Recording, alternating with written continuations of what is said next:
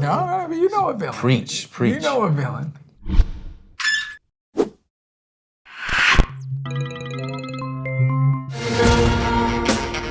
This place is our reputation, our legacy, our blood.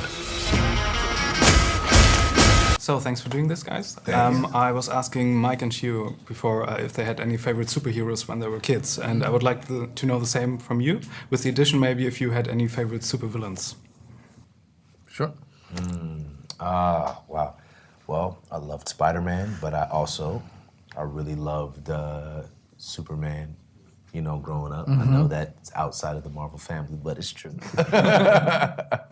In terms of villains, wow, I don't know.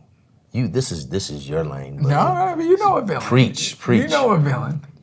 Man, There's a couple that stand out right away when you say villains. but see, I like villains I like villains like James Bond villains, Right, like right. Javier Bardem Yeah, and he's James, pretty like good villain. you know. But that's me being like a little actor snob. But he's probably in a comic. For Yeah, me, yes. Frank Castle, the Punisher, was my favorite growing up. He was the one I read the most.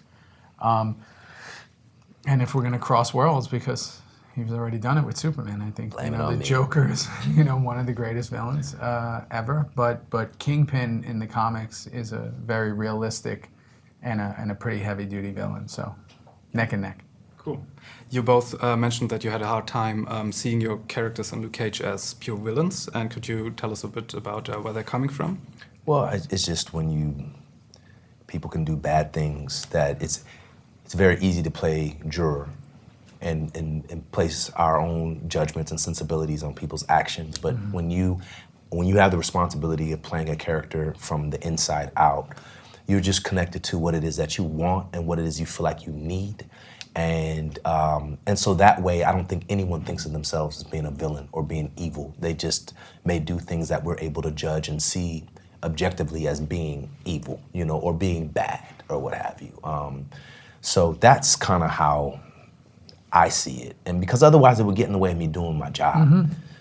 What about Chase? I think villain is in the eye of the beholder. I say that because I've never played a character, and I've played some awful characters who've done some really bad stuff, and I've never once sat in judgment of them. I've never sat there and said, that was really terrible. Maybe as Theo, I've thought it was terrible, but as the character, I can't, because I've already lost before I start the scene if I believe that what I'm doing is wrong. He's doing it for what he thinks in that moment is right for him at that moment. However terrible it may be to someone else, and he's doing what he thinks is right in that moment. Steal, rob, lie, do whatever they're doing. They're doing it because they feel that it's necessary, or they wouldn't be doing it. So I try to never stand in judgment of any character I play. Do you have any favorite moments from the first season of Luke Cage, or scenes maybe with your characters that we should look out for? Oh, the rooftop was Yeah, that's for a lot of reasons. That was really kind of when we got a sense of what this was going to be. Yeah. That was one of our first times really getting to work together, which was because we had a nice moment. Yeah, Of seeing that was when it was. Yeah. It was just, it's weird having these coded conversations because it's a very coded seen everything. Sorry, but like we're enjoying this without you. Yeah, but I think whenever you get a chance, obviously I'm a huge monster fan of Mahershala when we came into this, and to get when you get on, and there's always moments when you realize who your characters are. And I think that was this specific scene, and all we'll say is rooftop scene, is when you realize who we are at that moment. Yeah. And that's really exciting because you kind of feel like the journey starts then. And our relationship, something happened with how we were connected in that scene. So yeah, I totally agree where we understood a little bit more about our characters and our relationship and who we were. So yeah, that's the one that stands out for me. And everybody wants to be the king.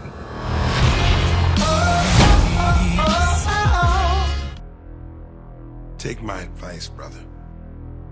You should be out there helping people, like them other fellas downtown. Reba used to say the same thing.